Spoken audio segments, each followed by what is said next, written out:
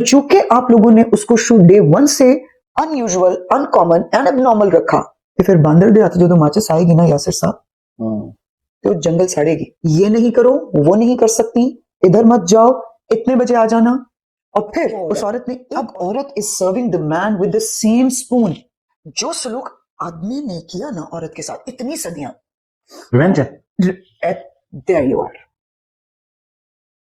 Revenge पे आ गई। Revenge पे आ तो गई है। बहुत बड़ा। और जब रिवेंज वाली फीलिंग किसी भी ह्यूमन में आएगी, आदमी को देखो, आदमी जब रिवेंज के ऊपर आता है वो बर्बाद कर देता है औरत को। तो जब औरत रिवेंज पे आएगी, उसके मतलब तो पहले आप लोग कहते हैं कि कम अकल है, यदि तो अकल पहले तुझे बदल ही नहीं देती, ठीक है ऑफ कोर्स। लेकिन मेजॉरिटी में देख लो, मजबूरी के रिश्ते, सेक्रीफाइस के रिश्ते। अच्छा, ये जो सेक्रीफाइस के रिश्ते थे, ये मुझे लगता है 1992 के से पहले थे। नहीं अभी भी ओए होए छड़ दियो यासर साहब, छड़ दियो। हली भी बढ़िया पागल ने, बड़े पागल ने हुण ते मुंडे कर रहे हैं सेक्रीफाइस। अब तो लड़के सेक्रीफाइस कर रहे हैं भाई। एक तो ट्रेनिंग की जाए कि फ्रीडम का मीनिंग समझा जाए। अब देखें, आप कहते हैं औरत ने फ्रीडम का इस्तेमाल गलत किया, आपको पता होता है औरत किसके नक्शे कदम पे चल रही है? मैं ये कहता नहीं, मैंने आपसे मतलब वही हमने चले एक डिस्कशन हमने की। अगर हमारा ये मानना है कि औरत इस फ्रीडम का इस्तेमाल गलत कर रही है या कुछ कर रही है, फ्रीडम की बुनियाद अब तक किसके हाथ में थी? मेल्स के हाथ में थी ना। बिस्मिल्लाहिर्रहमानिर्रहीम, मैं यासिर जंजुआ और आज हमारे साथ हैं गुलसाना मंशा। तारुफ जो है वो जब हम ये डिस्कशन कर रहे होंगे तो उसमें ज्यादा बेहतर हो जाएगा मेरे ख्याल में। लेकिन उन लोगों के लिए जो जल्दी में ये जानना चाह रहे हैं, उनके लिए ये है कि एजुकेशनिस्ट हैं और बहुत अच्छी बात करती हैं माइंड शिफ्ट के ऊपर, एजुकेशन के ऊपर, माइंड सेट के ऊपर। और मैं ऑफ द कैमरा इनसे जब डिस्कशन कर रहा था तो मुझे ये अंदाजा करना मुश्किल हो गया था कि ये किस सब्जेक्ट की एक्सपर्ट हैं, क्योंकि हर सब्जेक्ट के ऊपर ये इतना अच्छा बोलती हैं। ये ऑडियंस की तरफ से जी अस्सलाम वालेकुम। वालेकुम अस्सलाम। मैं तो आपसे काफी टाइम से गपशप कर रहा हूँ। इस्लामाबाद पहुंची हैं, कैसा लगा इस्लामाबाद का मौसम? और इस्लामाबाद का मौसम जबरदस्त हुआ हुआ है, गजब। अच्छा है ना, बहुत ज्यादा ठंड है ना, अभी अच्छा। गर्मी चली गई है, सो इट्स गुड, बहुत मजा आ रहा है। कल रात से हम यहाँ हैं। अच्छा, वैसे आप इतना, आपके पास एक्सपीरियंस है, इतने आप लोगों से मिलती हैं, और फिर क्योंकि आप एजुकेशनिस्ट हैं, आपका बैकग्राउंड ऐसा है, आपको कभी वैसे खुद पता चला है कि ये बंदा जो है वो मेरे से कोई काम निकलवाने आया है, और आपने एक आंख जिसको कहते हैं ना बंद कर लेना, मतलब मौका दे देना कि यार चलो ऐसा हो जाए? तो अगर आपके साथ ऐसा हुआ है तो कोई पहचान ऐसी है कि लोगों को पता तो लग जाता है? यार पता लग जाता है, 100% पता लग जाता है। कोई भी दुनिया में ये नहीं कि मेरे अंदर ये कोई कमाल है या मेरे अंदर कोई ऐसी कोई एक्स्ट्रा हिस्स लगी हुई है कि मैं उसकी वजह से ऐसा कर पाती हूँ। ये किसी भी, कोई भी दुनिया का इंसान बेवकूफ, इतना बेवकूफ नहीं होता कि उसको पता ना हो। और जो लोग ये कहते हैं कि जी हमें तो पता ही नहीं लगा, वो मैं यूज करने के लिए आया था, यूज करके चला गया, मैं जिंदगी में कभी किसी भी इंसान के आने को रिग्रेट नहीं करती। मेरे लिए किसी का आना रिग्रेट नहीं है, चाहे वो शख्स कुछ भी करके चला गया। दुख होता है, तकलीफ होती है थोड़ी देर के लिए, लेकिन मैं उसको अपना रिग्रेट नहीं बनने देती, इसलिए कि उस इंसान की प्रेजेंस में कहीं ना कहीं मेरे ब्रेन को, मेरी मटेरियलिज्म को, दुनियादारी को, या मेरी सोल को कहीं ना कहीं कोई सेटिस्फैक्शन मिल रही थी, तो मैं चल रही थी। तो जो लोग ये कहते हैं ना फलां हमें इस्तेमाल करके चला गया, कोई भी इंसान अकेला किस तरह आपके साथ ये सब करके जा सकता है? जब दो लोग चलते हैं तो वो दो लोग चल रहे होते हैं, वो एक नहीं चल रहा। कमिटमेंट लेवल फर्क होता है, कमिटमेंट लेवल फर्क होता है, ठीक है। वो ये जरूर हो सकता है कि वो अपनी कमिटमेंट से इधर उधर हो जाए, तो जो हो जाता है ठीक है, वल्ली वल्ली जानते हो। अच्छा, आप इनफरादी तौर पे तो ऐसा कह सकती हैं कि मैं ऐसा सोचती हूँ, लेकिन हर शख्स के लिए बड़ा मुश्किल है। और वैसे हर शख्स के लिए नहीं, ये मेरे लिए भी बड़ा मुश्किल था। ये मेरे लिए इस स्टेज तक पहुंचना बहुत मुश्किल था। मैं बहुत डिप्रेशन में रही हूँ, मैं बहुत ज्यादा रोना धोना मैंने अपनी जिंदगी में रखा है। फिर मुझे ये अपने आप को जब मैंने एनालाइज किया, या जब मैं लोगों को एनालाइज करती हूँ, तो मैं कहती हूँ कि अगर एक इंसान की फितरत ऐसी है, आप उसे समझा सकते हैं, बता सकते हैं, डंडा तो नहीं मार सकते ना किसी को। और मैंने ये देखा कि मैंने जब जब लोगों को समझाने की कोशिश की, they just go away। अच्छा, सोसाइटी में अब क्योंकि बात इस तरफ चली पड़ी है, जेंडर डिस्क्रिमिनेशन बहुत ज्यादा है इस बात को लेके। बिल्कुल ऐसे ही। अगर कभी हम रिलेशनशिप की बात कर लेते हैं, कोई भी उसमें चैलेंज आ जाए ना, हमारी सोसाइटी जो है उसके जहन में बाय डिफॉल्ट आता है कि एक कुड़ी दी खराबी है, ये लड़की ठीक नहीं थी, इसके खुदा ना खास्ता किरदार तक बात पहुंच जाती है, एकदम जाती है। ये सोच पैदा क्यों हुई है? अब एक सोसाइटी के अंदर किसी भी सोच के जो पैदा होने की कोई वजह होती है ना, ठीक है, उसकी कोई रीजन होती है, हिस्ट्री होती है। हम्म। सब कॉन्टिनेंट में तो ये बड़ा कॉमन है, बहुत कॉमन है। फौरन से कह देना कि हम्म। जी उस लड़की में कोई मसला था। हाँ। इवन शादियां टूटती हैं तो भी Yes. लड़की को कहा Woman जाता is blamed all and all. है। तो आपको क्या लगता है कि ये सोच जो पैदा हुई है, हाँ। तो ये कौन से किरदार थे जिन्होंने इसको जन्म दे दिया? देखो यासिर, ये तो जाती है बात कहीं बैकग्राउंड इन द हिस्ट्री। जहां जब इस्लाम का नजूल हुआ तो तुम देखो कि वहां लड़कियों को जिंदा दरगोर करना आम सी बात थी, मार देना आम सी बात थी। ये प्रैक्टिस हो रही थी जिसको नबी पाक ने आकर स्टॉप किया ना, वो तालीम देने की कोशिश की। हमारी जो नस्लों का ताल्लुक है ना, बैक इन बैक हिस्ट्री अगर आप जाओ तो आप देखो कि हम लोगों इंसान वैसे भी बाय फितरत उसकी ये होती है कि वो पकड़ के रखता है गलत चीज को, दुरुस्त चीज तो पकड़नी नहीं। दुरुस्त बहुत कम इंसान पकड़ते हैं, तो जो गलत रिवायात होती है ना उनको पकड़ता है। एक चीज। दूसरी ये हुई कि जो गेइज्म है या लड़कों के साथ जो सेक्सुअलिज्म की एक्टिविटीज हो रही है वो तो अब आया। हाँ, वो तो अब आया ना। पहले तो सेक्स का जो टोटल वो जैसे कहते हैं ना टैग करना कि सेक्स ऑब्जेक्ट कौन है, औरत है। तो जो बाप थे जिनकी बेटियां थी वो डर के शायद नफरत करते थे, जो भाई थे वो उनकी बहनें थी। और जब सड़क पे जाती औरत को, आज भी आप देख लें अगर भाई बहन जा रहे हो तो ये वहां से बेसिकली ये चीजें निकली कि आदमी ने औरत को एक सेक्सुअल ऑब्जेक्ट बना के हमेशा से अपने माइंड में जगा दी। बहुत कम ऐसे लोग होते हैं जो उनको माँ जैसी इज्जत या बहनों जैसी इज्जत जो है वो घर के बाहर देते हैं। अब आप अपनी बेटी, अपने बीवी, अपने जो बहन है उसके लिए तो आप सोचते हैं कि अगर कोई दूसरा ऐसा कर रहा है तो वो गलत है, लेकिन उसी सोसाइटी का हिस्सा है ना दूसरा आदमी भी।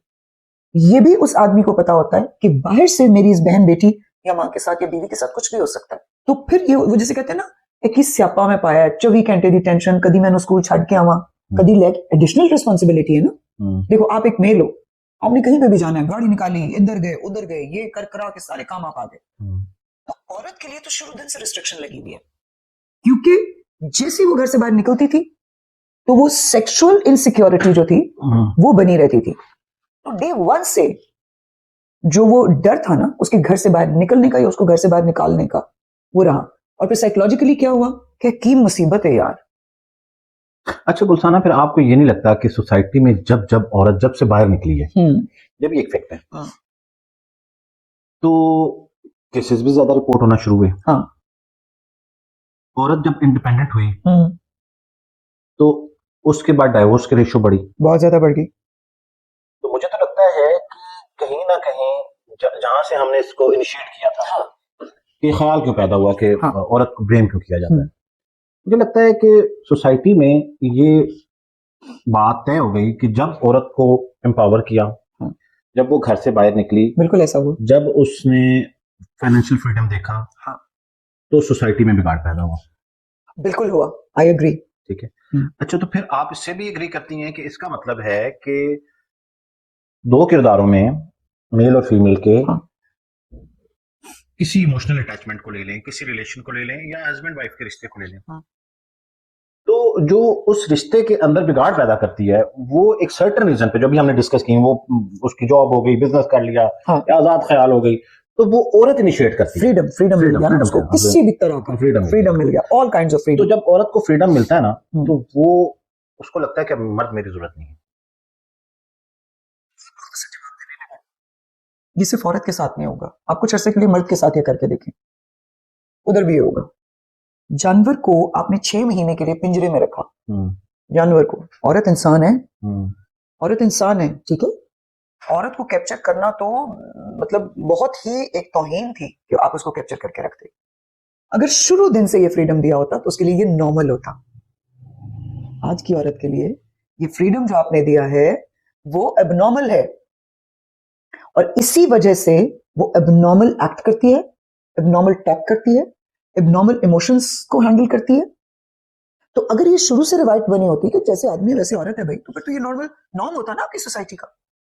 तो चूंकि आप लोगों ने उसको डे 1 से अनयूजुअल, अनकॉमन एंड एबनॉर्मल रखा, तो फिर बांदर दे आते जो माचिस आएगी ना यासिर साहब, तो जंगल साड़ेगी। ये नहीं करो, वो नहीं कर सकती, इधर मत जाओ, इतने बजे आ जाना। और फिर उस औरत ने एक और चीज देखी, वो ये देखी कि मेरे साथ इन कंपैरिजन माय ब्रदर्स एक ही घर में, अभी तक Yasir, trust me on this, मैंने 25 साल स्कूल्स और कॉलेजेस के बीच में गुजारे हैं, मेरा एक्सपीरियंस इतना है, 26 इयर्स, 26 बैजेस मैंने निकाले और हर बैच में 100 के करीब बच्चा। तो सोच लो कि अभी कितने ह्यूमन माइंड्स को मैंने पढ़ा है। और ह्यूमन माइंड्स का पढ़ना मेरा मतलब मेरा शौक है। अभी वही टॉक होने से पहले आप मुझसे जो मैं आपको बात बता रही थी कि मैंने कोई किताबों से नहीं सीखा। एक लाइब्रेरी है, फुल लाइब्रेरी है, पूरी किताब है वो, ठीक है। अभी भी मेरे स्कूल के बीच में अगर आप आओ, और वो जो ओ लेवल्स ए लेवल्स, छोटी बच्चियां नहीं, ए लेवल की बच्ची का मतलब है 16-17 इयर्स ओल्ड, वो मुझे बताती है कि मिस भाई को ए लेवल्स करने की परमिशन मिल गई, उसकी फीसें भर दी गई हैं, मुझे कहा गया आप प्राइवेट मैट्रिक करो।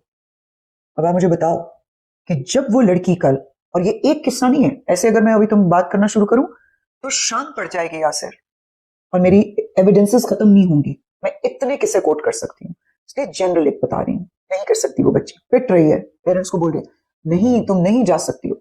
जहां हम देख रहे हैं कि लड़कियां बहुत ज्यादा आ भी रही हैं फील्ड में, वहां एक बहुत बड़ा नंबर अभी भी औरतों और बच्चों के साथ, बेटियों के साथ ऐसा सलूक करते हैं। तो अब आप सिर्फ इमेजिन करो कि अगर तुम्हारे साथ ऐसा हो, और कल को तुम एक लड़की हो और तुम्हारी शादी किसी ऐसे आदमी के साथ हो जाती है जो तुम्हें थोड़ा सा फ्रीडम देगा, तुसी नस के फड़ोगे बाबूजी, तुसी इंज उस चीज नु करना जिवें तुसी तरसे सो। अब चूंकि फ्रीडम ना देना डिसाइडेड था मेल डोमिनेंट सोसाइटी में, तो फ्रीडम जब मिलेगा उसकी ट्रेनिंग ही नहीं की औरत की कि बेटा अगर कभी मैं तुम्हें फ्रीडम दूं। मेरी 2 बेटियां यासिर, एक जो सबसे छोटी है शी इज 19, उससे बड़ी 20 साल की है, ठीक है। मेरे सबसे बड़े बेटे 24 साल के। अब मेरी बेटियां इसी सोसाइटी के बीच में पूरे फ्रीडम के साथ फिरती हैं, लेकिन वो फ्रीडम देने से पहले ना सिर्फ बेटियों की, मैंने बेटे की भी वैसे ही ट्रेनिंग की कि अगर मेरी तरफ से इजाजत है कि आप इस गाड़ी को चला सकती हैं, आप जहां मर्जी जा सकती हैं, these are your limits, you need to mind them। अच्छा, मुझे आप एक बात बताएं, आप एक इंडिविजुअल केस है ना, आपकी एजुकेशन लेवल, आपकी अपब्रिंगिंग, बिल्कुल ऐसे आपको जो माहौल मिला, अब पिछले कोई 1 दहाई से यूनिवर्सिटीज में, या शायद इससे थोड़ा सा ज्यादा कर लें, 2 डेकेड्स कर लें, कि को एजुकेशन या यूनिवर्सिटीज में आम हुआ है लड़कियों का पढ़ना, इससे पहले नहीं था, बिल्कुल नहीं था। जो एक बच्ची घर से निकलती है, अब वो किस माहौल से आई है, ये यूनिवर्सिटी का काम नहीं है, ये तो यूनिवर्सिटी कर भी नहीं सकती, नहीं कर सकती। तो फिर कौन सा इंस्टीट्यूट है? अब घर से तो उसको बड़ी मुश्किल से परमिशन मिली कि आप यूनिवर्सिटी में जाएं, एक रिमोट एरिया से लड़की उठी और वो लाहौर जैसे मेट्रो सिटी में आ गई और उसने एक बड़ी यूनिवर्सिटी में आकर एडमिशन लिया। अब उसने जब माहौल देखा, तो आपको क्या लगता है कि अब वो फ्रीडम का मिसयूज कर रही है, या आप जो सब बात कर रही हैं कि उसको कोई पहले नॉर्म सिखाना चाहिए? भाई नॉर्म्स तो उनकी फैमिली में यही है कि घर रहना है। तो अब माँ बाप को अपना माइंडसेट चेंज करना पड़ेगा। ये तो माँ बाप की ट्रेनिंग पहले होगी। अगर माँ भी तो उसी माशरे का वो है ना, बाय डिफॉल्ट मदर भी उसी माशरे का हिस्सा है, और जब माँ बेटी थी या बहन थी तो उसके साथ भी सेम वही सलूक किया जा रहा था। तो नॉर्म्स किसने सिखाने थे? ये माओं की ट्रेनिंग, बापों की ट्रेनिंग। पिछले दिनों किसी एक जानने वाले उनकी मैं टॉक सुन रही थी, तो वो किसी औरतों की किसी फंक्शन के ऊपर वो बात कर रहे थे कि जी औरतें ये कहती हैं कि हमारे साथ ये होता है वो होता है, तो आपका बताएं कि जब आपकी शादी होगी तो आपका झगड़ा किसके साथ हुआ? तो उस बेचारी ने बोला कि मेरी सास के साथ। उसने कहा औरत ही तो औरत की दुश्मन है। तो मैं ये समझती हूँ औरत की दुश्मन नहीं है यासिर। अगर देखिए आप रियल एस्टेट में भी काम करते हैं, ठीक है, 2 प्रॉपर्टीज के जो मालिक हैं, जब आपने उनको मिलवाना है तो मिडिल मैन जो है सारा काम उसका है। डील कितनी मैच्योर होगी, कामयाब होगी या नाकाम हो जाएगी, ये डीलर के ऊपर डिपेंड करता है। देखें, खरीदने वाले ने चीज खरीदनी है तो आया ना डीलर के पास, पागल तो नहीं ऐसी मुंह उठा के आ गया। और जिसने बेचनी है वो भी बेचने की बड़ी सीरियसली उसमें है तो वो आया है आपके पास। डील तोड़ उदो पहुंचेगी जो मिडिल मैन अपना काम ठीक करेगा। मिडिल मैन कौन है? कौन? एक तरफ से बेटा है, दूसरी तरफ से हस्बैंड है, तो सास बहू का झगड़ा तो यहीं पे खत्म हो गया। तो बंदा पता क्या कर रहा है? औरतों से ज्यादा इस सिचुएशन को मिसयूज आदमी कर रहे हैं, और पता है बड़ा मजा लेते हैं वो ये बात करके कि ठीक है इन्ना दे उत्ते ना आई जा रहा है इन्ना ते रहन दियो। सारी खराबी बंदे दी पैदा की थी। जे रेप भी होना है तो बंदे ने एक्टिव होना है ना। तो फिर ये दोनों केसेस में है? दोनों। अच्छा, अब इसी को नेक्स्ट लेवल पे ले जाएं कि ये जो बंदा है जिसको आप कह रहे हैं कि मिडिल मैन के तौर पे काम कर रहा है, इसकी तरबियत होनी चाहिए। इसकी तरबियत होनी चाहिए। अब वो मैरिज बाय चॉइस है या अरेंज है, जिसको हम लव मैरिज व्हाटएवर, शादियां पूरी दुनिया च पावे तुसी ब्याह करके कर लो, अपना लव मैरिज कर लो, चाहे आप अरेंज मैरिज कर लो, चाहे आप वो क्या आजकल नई नई किस्मों की शादियां आ गई हुई हैं, कोई मुतार शुता भी है, कोई पता नहीं और भी वो कहते हैं लिव इन कर लें, वो भी एक kind of marriage is it. So whatever kind of marriage you go in, marriage is a disaster. अच्छा, ये बहुत सख्त जुमला है आपका. कुछ केसेस में शायद नहीं होगा, कुछ cases exceptions are always there of course, लेकिन मेजॉरिटी में देख लो, मजबूरी के रिश्ते, सेक्रीफाइस के रिश्ते. अच्छा, ये जो सेक्रीफाइस के रिश्ते थे, ये मुझे लगता है 1992 के से पहले थे. नहीं अभी भी ओए होए छड़ दियो यासर साहब, छड़ दियो. हली भी बढ़िया पागल ने, बड़े पागल ने हुण ते मुंडे कर रहे हैं सेक्रीफाइस. अब तो लड़के सेक्रीफाइस कर रहे हैं भाई जी. तो सोसाइटी के अंदर इसका मतलब है कि फिर फीमेल डोमिनेट कर गई हैं. डोमिनेट नहीं करी अभी, मतलब अच्छा ये एक और कहानी है, इसके ऊपर तो तुम अलग पॉडकास्ट करना मेरे साथ में, जब ये कैमरा बंद होगा फिर तुम्हें तुम्हारे साथ टॉपिक डिस्कस करूंगी, क्योंकि मुझे लगता है कि वो एड्रेस किया जाना चाहिए.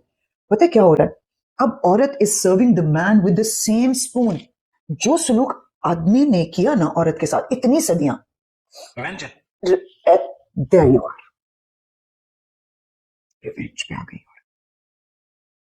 रिवेंज पे आ तो गई बहुत बड़ा. और जब रिवेंज वाली फीलिंग किसी भी ह्यूमन में आएगी, आदमी को देखो, आदमी जब रिवेंज के ऊपर आता है वो बर्बाद कर देता है औरत को. तो जब औरत रिवेंज पे आएगी, उसके मतलब तो पहले आप लोग कहते हैं कि कम अकल है, यदि तो अकल पहले तुझी बदल ही नहीं देती. ठीक है ना, उन्हें बगैर सोचे समझे मजाक चला उन्हें हुण बगैर सोचे समझे मजाक तो चला रही है. ते वैसे एक गल दसां, बगैर सोचे समझे नहीं चला रही. Oh she is turned out to be smarter than you people. The means are wrong. जो जिन जरियों से वो ये कर रही है ना, जिन चीजों का इस्तेमाल कर रही है वो ये करने के लिए, वो गलत है. वो पैंतरे गलत चलती पई है. स्मार्ट तो बेटा वो है. तो इसका मतलब है मर्द के ऊपर तो इल्जाम है, मासूम तो फिर मर्द है, औरत नहीं है. नहीं, दोनों ही नहीं है. दोनों ही नहीं है. दोनों ही नहीं. जहां उसका दाव चलता है, घात लगा के बैठे, वो भी दोनों घात लगा के बैठे हुए. और जहां जहां जिसका दाव लगता है, मैं किसी को फेवर नहीं कर रही, मैं किसी को निगेट नहीं कर रही. I have seen women very clever, I have seen main very clever. अब सब एक ही थाली के चटने बैठे. अच्छा चलिए, अब ये बड़ी मजेदार बात कही. मुझे कहीं ना कहीं लगता है कि जब भी कोई रिलेशन डॉज हो रहा होता है ना, फ्रॉम बोथ साइड्स, तो दोनों को पता होता है. 100% पता होता है, एक सेकंड में पता लग जाता है. अच्छा, एक्स्ट्रा मैरिटल अफेयर की रेशियो जो है वो आपके मुताबिक मेल में ज्यादा या फीमेल में ज्यादा? दोनों में से. बुढ़ी होएगी तो बंदे दे नाल अफेयर चलेगा, तो बंदा होएगा तो बुढ़ी दे नाल अफेयर चलेगा. ये कैसा क्वेश्चन किया तुमने? अरे भाई, अगर औरतों के बढ़ रहे हैं तो उन्हें मर्द भी तो चाहिए देने ना अफेयर चलाने लिए. तो the percentage, you can say the percentage of affairs is increasing. You can say more technical बात कर रही है कि मतलब अगर चार औरतों के अफेयर चलने हैं तो चार बंदे भी तो दूसरे पासे आ रहे हैं ना सामने हो, तो आदमी भी शादीशुदा है. ऐसा भी तो हो सकता है, आदमी भी शादीशुदा है. ऐसा भी तो हो सकता है कि डोंट टेल मी तुम क्या बात करने लगे हो. ऐसा भी तो तुम्हारे और मेरे ऊपर बैन लग जाने. कोई बात नहीं, बदनाम ना होंगे तो क्या नाम ना होगा. अच्छा, ये मैं क्वेश्चन ऑलरेडी कर चुका हूँ और मैं इसको पब्लिश भी कर चुका हूँ. ये रियलिटी है. ये फीमेल डॉक्टर है. तो उन्होंने इसका क्या जवाब दिया था? उन्होंने कहा था कि मैंने ये सवाल किया तो उन्होंने कहा कि मेल के ज्यादा होते हैं. मेल के ज्यादा होते हैं. ऐसे ही तो मेरा रिप्लाई वैसे आप जैसा था. तो उन्होंने कहा नहीं, मेरी बात सुनो यासिर, ऐसे भी होता है कि एक मेल ने ना 4 खवातीन को एंगेज किया हुआ एक्स्ट्रा मैरिटल अफेयर. तो मैंने कहा इस तरह तो फिर खवातीन की तादाद बढ़ गई ना. अच्छा, वाइस वर्सा कर लेते हैं. ठीक है, आपको क्या बताओ कि खवातीन ने भी एक से ज्यादा करे हुए? ये तो फिर अल्लाह को ही पता है या उन खवातीन को पता है. लेकिन सोसाइटी के अंदर जो हम बुनियादी तौर पर इंक्लूड करना चाह रहे हैं, देखो ये चीज बढ़ गई हुई है. And women are into a relationship and they always keep choices side by side. This is what they call कि अगर ये वाला बंदा नहीं ठीक चलेगा तो दूसरे वाले के साथ तो हमारा बना रहेगा. लेकिन आप ये भी कह रही हैं ऑन द अदर साइड कि जो खवातीन का ये एक्ट है ये बेस्ड ऑन रिवेंज है.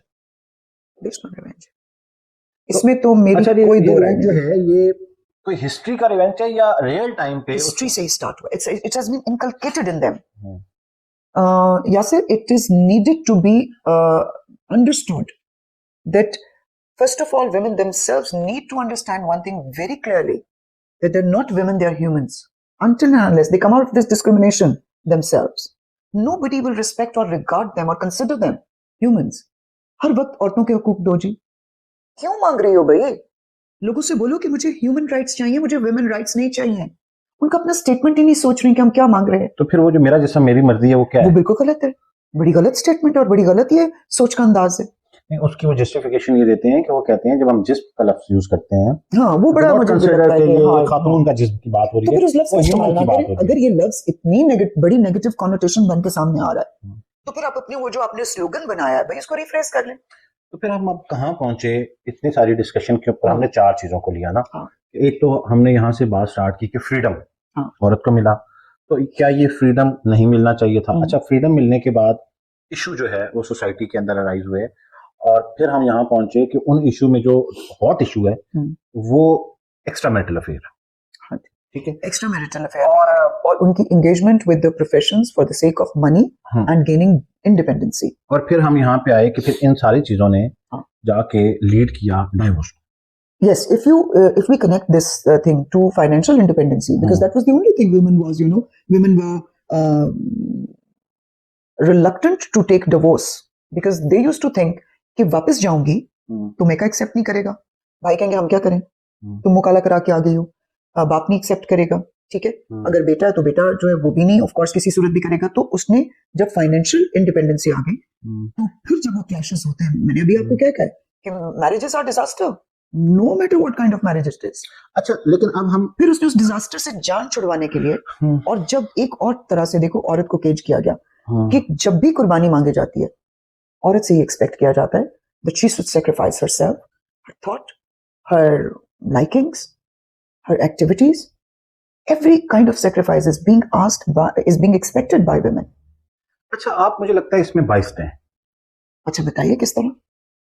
मुझे लगता है कि खवातीन की जितनी भी कुर्बानियां हैं वो उसके इमोशन और उसकी ये सारी कुर्बानियां जो है वो मंजर आम पे आ रही होती हैं किसी न किसी चैनल के जरिए, लेकिन एक मेल जो है वो कितनी सारी सेक्रीफाइसेस कर रहा होता है, वो कितनी जगहों पे अपने इमोशंस को कंट्रोल कर रहा होता है, वो क्योंकि मेल है हाँ तो वो एक्सप्रेस नहीं करता। बिल्कुल ठीक कह रहे हैं। अच्छा, अब जब वो एक्सप्रेस नहीं करता तो विद ऑल ड्यू रिस्पेक्ट मजलूमियत का टैग जो है ना वो खवातीन को मिल जाता है। तो आप कहीं उस तनाजुर में बात तो नहीं कर रहे हैं कि आप देखें खातून को जितने भी आप अच्छा उसके सेक्रीफाइसेस क्या हैं, हम लिस्ट कर लें। मैं ये कहने लगी थी there are two kinds of sacrifices. जो मैं मैरिज को डिजास्टर कर रही हूँ, आप उस पॉइंट को आप अपने ब्रेन में अगर जगह देते तो ये क्लैरिटी रहती है आपके ब्रेन में। जब मैंने कहा कि मैरिज डिजास्टर है, इसका मतलब है कि दोनों साइड से फ्रीडम को सल्ब किया गया है। अब आदमी के पास देखें, उस बेचारे के पास ये फ्रीडम ही नहीं है कि यार मैं अपने लिए तो कमाऊं, तो तुम लोगों के लिए भी अब सारी जिंदगी लगा रहा हूं, तो कहीं तो तुम लोग भी मतलब कोई कंट्रीब्यूशन दो मेरी लाइफ में। तो फाइनेंशियल सेक्रीफाइस आदमी का हो रहा है। अभी मैंने आपसे क्या कहा कि ये सेक्रीफाइस का रिश्ता है शादी, और एक्सपेक्टेशन लगाई जाती है औरत से। हालांकि मैं चूंकि I have lived like a man, I am a single parent, I have lived like a man and I know what kind of sacrifices main go through because when I am the man in the house, so I know what the कहां मुझे cut down अपनी चीजों को करना पड़ता है, कहां अपने इमोशंस को कट डाउन करना पड़ता है, कहां मुझे अपनी लाइकिंग्स को डिसलाइकिंग्स में बदलना पड़ता है, कहां डिसलाइकिंग्स को लाइकिंग्स में बदलना पड़ता है। क्यों? क्योंकि वो बोझ है आदमी के ऊपर कि नहीं यार ये मैं नहीं करूंगा तो कौन करेगा। जिस तरह वो औरत is a victim of her own emotions and psyche, man is also a victim of his own psyche and nature. अब आदमी के दिमाग में बेटों को शुरू से ही बताया जाता है, बेटे जैसे आपके बाबा ने हम सारों का खर्चा उठाया था, आपने उस स्यापे नु पे गया बेचारा, उसकी जान फंसी पई है, वो सेक्रीफाइस नहीं है तो और क्या। अब सेक्रीफाइस के रिश्ते जो होते हैं ना यासिर, ये कभी नहीं चलते। आप सारे मोटिवेशनल स्पीकर्स को ये कहते सुनोगे, मैं अक्सर जो आइडियोलॉजी जिस कॉन्सेप्ट्स के ऊपर रख के मैं बात करती हूँ वो आम मोटिवेशनल स्पीकर से बहुत मुख्तलिफ होते हैं, और मेरे जो बात होती है वो इतने सालों के ऑब्जर्वेशंस के ऊपर होती है। अगर सदियों से एक किताब में ये लिखा आ रहा है या हमारे जो स्कॉलर्स हैं वो ये कहते हैं sacrifice will work, sacrifice, that was that time, it could work there. You cannot implement the same orthodox ideology in 20th or 21st century. You cannot. Because norms are changing now. और देखो, जब हज़रत इसहाक़ अलैहिस्सलाम से रब ने कुर्बानी मांगी तो उन्होंने अपना सबसे प्यारा रिश्ता एक इंसान कुर्बान करना चाहा, तो रब ने इतना बड़ा मैसेज दिया, असी लेलियां दे मगर ते लग गए। किसी मुसलमान ने बह के ऐ नहीं सोचा मेरे अलावा कि रब की सिखाना चाह रहा सी एक इंसान दी रिप्लेसमेंट की थी उन्हें एक जानवर दे नाल। रब ने बहुत बड़ा मैसेज दिया कि कुर्बानी मोहब्बत में, तुम इस साथ मेरी मोहब्बत में कुर्बानी देने जा रहे हो, तो रब की मोहब्बत में भी कभी इंसान की कुर्बानी मैं कबूल नहीं करूंगा। कुर्बान होने के लिए दुनिया में जानवर बनाए गए हैं। ये आप कैसे रिश्ते बना के बैठे हैं जहां आप आदमी को ज़िबा कर रही हैं और आदमी औरत को ज़िबा कर रहे हैं? ਤੇ ਫਿਰ ਤੁਸੀਂ ਕਹਿੰਦੇ ਹੋ ਜੀ ਅਸੀਂ ਬੜੇ ਖੁਸ਼ ਹਾਂ ਆਪਣੇ ਵਿਆਹ ਦੇ ਵਿੱਚ, ਤੇ ਫਿਰ ਰਾਤ ਦੇ 2-2 ਵਜੇ ਤੱਕ ਤੁਸੀਂ ਬਾਹਰ ਗਰਲਫ੍ਰੈਂਡ ਦੇ ਨਾਲ ਵੀ ਬਹਿੰਦੇ ਹੋ, ਤੇ ਜਦੋਂ ਤੁਸੀਂ ਗਰਲਫ੍ਰੈਂਡ ਦੇ ਨਾਲ ਬਾਹਰ ਬੈਠੇ ਹੋ तो ਤੁਸੀਂ ਇਹ ਭੁੱਲ ਗਏ ਹੋ ਕਿ ਕਾਰ ਤੁਹਾਡੀ ਵੀ ਇਕੱਲੀ है। तो सेक्रीफाइस का रिश्ता में कोई सोल्यूशन आपके ध्यान में है? सोल्यूशन ये है कि एक तो ट्रेनिंग की जाए कि फ्रीडम का मीनिंग समझा जाए। अब देखें, आप कहते हैं औरत ने फ्रीडम का इस्तेमाल गलत किया, आपको पता होता है औरत किसके नक्शे कदम पे चल रही है? मैं ये कहता नहीं, मैंने आपसे मतलब वही हमने चले हाँ। एक डिस्कशन हमने की। अगर हमारा ये मानना है कि औरत इस फ्रीडम का इस्तेमाल गलत कर रही है या कुछ कर रही है, फ्रीडम की बुनियाद अब तक किसके हाथ में थी? मेल्स के हाथ में थी ना। तो फ्रीडम का कॉन्सेप्ट किसने इंट्रोड्यूस करवाया? मेल्स ने करवाया। डिपेक्ट किसने किया? मेल्स ने किया। डूज एंड डोंट्स किसने डिसाइड किए? मेल ने किए। तो नक्शे कदम किसका है जनाब? अच्छा, अगर हम बात को ले जाएंगे इसके सॉल्यूशन पे, ये टू साइडेड। तो अब हमारे कमेंट सेक्शन में पता है क्या कमेंट आएगा solution? Religion, what religion says. मैंने एक तो मिसाल अभी, अगर रिलीजन को मेरी तरह पढ़ोगे तो रिलीजन से हर मसला हल हो जाएगा। पर स्यापा ए वे कि तुसी ते कुर्बानी दे बाद लेले ज़िबा करने शुरू कर देते।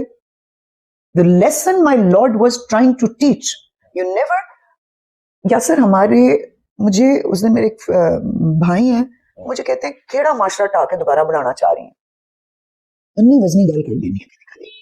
मैं क्या आजम भाई यकीन जाने, मैं माशरा नहीं टाना चाह रही मैं सिर्फ माइंडसेट को चेंज करना चाह रही हूँ। और मैं ये चाह रही हूँ, खुदा का वास्ता है, ये जो अल्लाह ने ब्रेन दिया है ना, सिर्फ हमारी कौम इसका इस्तेमाल शुरू कर देगी ना। अगर मैं भी तो कर रही हूँ ना, मैंने भी तो वो इसाक अलैहिस्सलाम के उसमें से वो निकाल ली ना बात। मैंने भी तो सीख लिया कि मौला ने सुबह सूरज 5 बजे क्यों चढ़ाया, रात को क्यों डुबो दिया।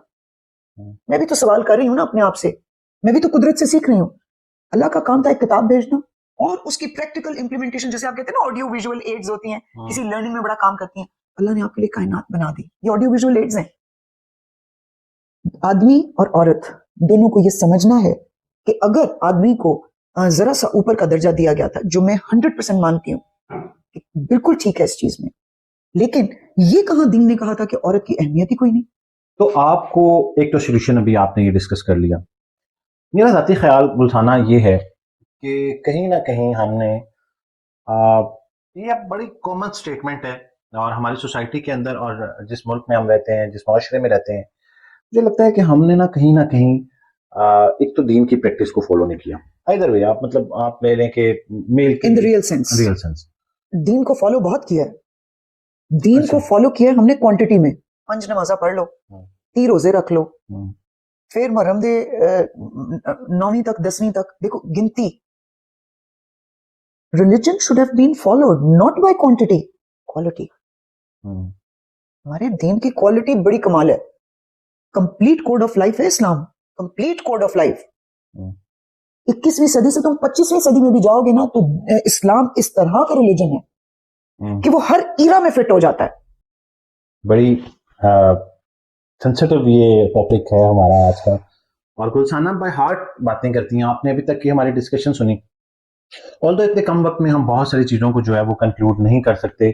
लॉन्ग डिस्कशन है, ये डिबेट है एक बहुत लंबी, और क्योंकि हमने एक सोशल मीडिया प्लेटफॉर्म के ऊपर इसको रिकॉर्ड कर रहे हैं तो उसकी भी कुछ लिमिटेशन है, तो हम इसको बहुत देर तक नहीं लेके चल सकते। लेकिन हम ये ज़रूर कोशिश करेंगे गुलसाना कि हम इसको कंटिन्यू रखें, सम अदर टाइम हम फिर से बैठें और यहाँ से इसको कनेक्ट करें अपने डिस्कशन को दोबारा से। आज की जो डिस्कशन थी, जरूरी नहीं है कि आप लोग इससे इत्तेफाक करें, ये राय हो सकती है गुलसाना की। मेरे सवाल जो है वो मेरे जहन के सवाल है, उससे मिलने वाले जवाबात से आपका मुत्तफिक होना जरूरी नहीं, लेकिन कमेंट सेक्शन में आप जरूर बताएं कि अगर कोई ऐसा सोल्यूशन इन मसाइल का जो हमने आज की गुफ्तगू में ज़ेरे बहस लाए आपके पास मौजूद है, तो आप उसे ज़रूर बताएं। हम ज़रूर कमेंट्स को पढ़ेंगे और मैं और गुलसाना दोबारा एक सेटिंग रखेंगे और हम फिर से रिकॉर्ड करेंगे। तो थाना आपका बहुत बहुत शुक्रिया कर लिए। थैंक यू सो मच जी, बहुत शुक्रिया। यासिर आपका शुक्रिया, आपने मुझे इनवाइट किया अपने पॉडकास्ट के ऊपर। Thank you so much. और बाकी लोगों के लिए ये है कि लकीर का फकीर बन के जिंदगी मत जीजिए। रब ने आइडियाज दिए कुरान के थ्रू, उन आइडियाज को आज के वक्त में अप्लाई जब आप करेंगे तो उसमें थोड़ी सी इनोवेशंस करनी पड़ेंगी और वक्त की जरूरत के मुताबिक एक्ट करना पड़ेगा। रब ने उस दौर के मुताबिक लॉन्च किया, आप इस दौर के मुताबिक लॉन्च कीजिए। दीन को नहीं छोड़िए, पकड़ के रखिए। फाइनल कोड ऑफ लाइफ है आप लोगों के लिए, लेकिन प्लीज थोड़ी सी अकल का इस्तेमाल। Thank you so much.